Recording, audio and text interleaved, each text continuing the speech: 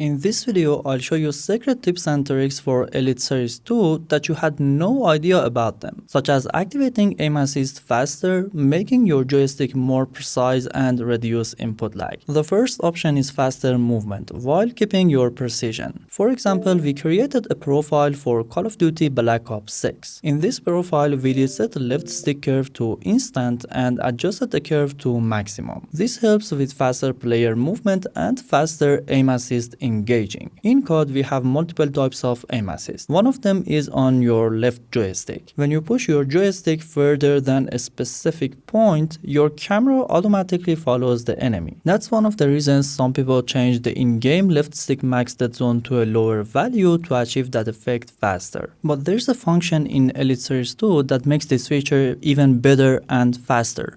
That's the shift function. With shift, you can assign a different curve to your joystick and automatically switch to that curve in different situations. For example, when you are aiming, if your movement is a little slower, it helps with precision and locking your aim on target for longer ranges. So I did set the primary to instant for faster running when I'm not aiming and activating aim assist faster, and then I changed the shift function to delayed. This way I get a little slower speed than typical movement. How do we make that happen automatically? For example, I use bumpers for aiming and shooting. In mapping section, you can select LB, which stands for left bumper, and then switch to enable toggle hold for shift. This way, whenever I'm not aiming, I have a faster curve, and when I hold aim, the second curve kicks in, which helps me to be locked on target. This gives you an advantage for aim assist, running faster, and locking on target all in one place without needing to do anything else. But it's not only about COD. In other games such as FC, you can use this for a huge advantage. In my test 2 profile for FC25, I reset primary to instant on max adjustment. Because in FC you need to push joystick 53% until the player starts moving. But with this curve, it happens almost 17% faster, and it helps with easier dribbling and reducing the delay to change your position. Now if I set the left stick to this curve, it may reduce my precision when I want to do a free kick or a penalty because the curve is fast and controlling it might be hard. For this one, I reset one of the back buttons to toggle the shift mode. If you want to make it work as a toggle not holding, you need to enable both shift button and enable toggle hold for shift. Whenever I want to do corner, free kick or penalty, I simply press the left paddle and it will change the curve to default. After I do that, I just press it once again and I'm back to my primary curve, giving you an advantage over others just by pressing a single button. If you are not sure when is the shift button activated, you can assign an action to your other paddle as the shift action. For example, I reset this one to high contrast mode, so when the shift is activated, I can notice it by the changes in UI. Or you can set it to other actions such as mute TV. This could be done for both the left stick and right stick. For example, in COD, you can set right stick to have a default behavior when you are not aiming. So you can rotate faster, catch others easier, and set the shift to a slightly smoother curve, so it's easier to lock on target. All of this could be done based on your playstyle. But I suggest not making a huge difference between your primary and shift curve in FPS games, because that affects your muscle memory and it may not be easy to play with less advanced controllers. There is one more thing that is very important, and that's the affection of curves in your controller and the game. And it's not true what you see in your game or in your controller. In fact, these curves combine with the in-game curves, so the real output is not what you see here. Let me explain it as if you are a 5-year-old kid. If you use a linear, anything you have in the game works exactly as it is. For example, these are the real curves in COD Black Ops 6 for all 3 types. If I set my controller to default, the game behaves exactly like that. But let's say I change the controller curve to smooth with the curve adjustment set to 2, and my game curve is set to dynamic. Now this is not the real output. Your real output is a combination of both in-game and controller curve.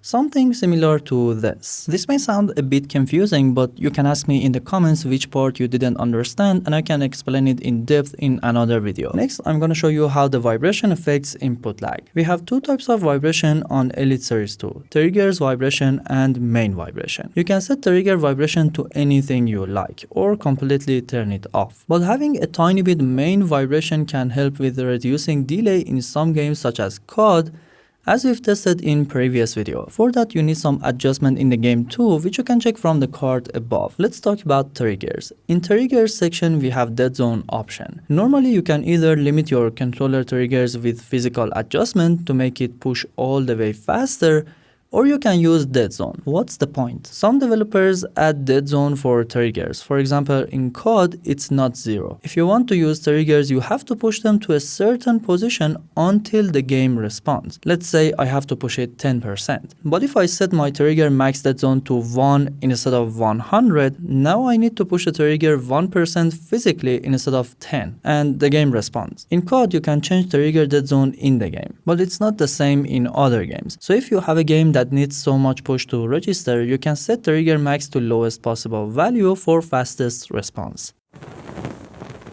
Speaking of input delay, there's a difference between using the controller with USB cable or wirelessly. If you use it on PC, USB is the way to go. But on Xbox Series X, there are cases that wireless mode may respond faster compared to wired. But what is input delay exactly? When you press a button or move your joystick, there's a time between the moment you do it until it happens in the game. We want to make it as low as possible. For example, in a recent test in Black Ops 6, we noticed the delay is lower if you use the controller wirelessly. But in another test for FC25, the delay was almost the same with USB compared to wireless. And that small jitter could be due to other reasons in the game. Use it the way you like most of the time, because unlike a controller such as DualSense Edge, where it is 1000 Hz with USB, Elite Series 2 supports 125 Hz with USB or wireless. Now you may ask, is there any unfair advantage for people who are using Elite Series 2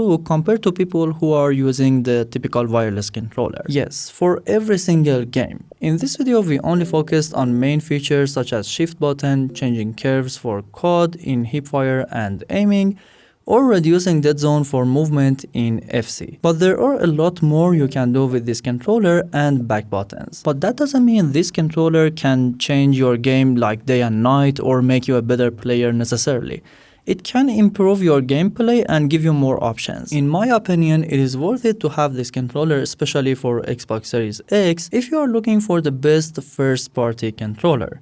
But comparing it to controllers like DualSense Edge, there are more advantages you can get with that, which is very helpful for PC players. On PC, even with the official Sony app for DualSense Edge, you can reduce the movement dead zone in FC to 15%. But Elite Series 2 can't do that. You can use third-party apps. But overall, Edge seems to have better first-party curves. And there are more apps built for it, such as DXX, which gives you the option to create a custom curve for yourself, which is amazing to simply remove the need of shift action and save it on the controller. But we can't argue how good Elite Series 2 feels in hands, and it might be enough for a lot of typical gamers. Let me know if you'd like to see more dedicated videos for Elite Series 2 for different games on Xbox, how to optimize it and gain advantage over other players, or if you have any questions or any action you are looking for and you don't know how to do it with Elite Series 2. If you are a COD player, I highly suggest checking my previous video, which gives you an advantage of over 15 milliseconds less delay on Xbox to become faster. Those tips are not covered anywhere else, and if you use them, you will be at a huge advantage.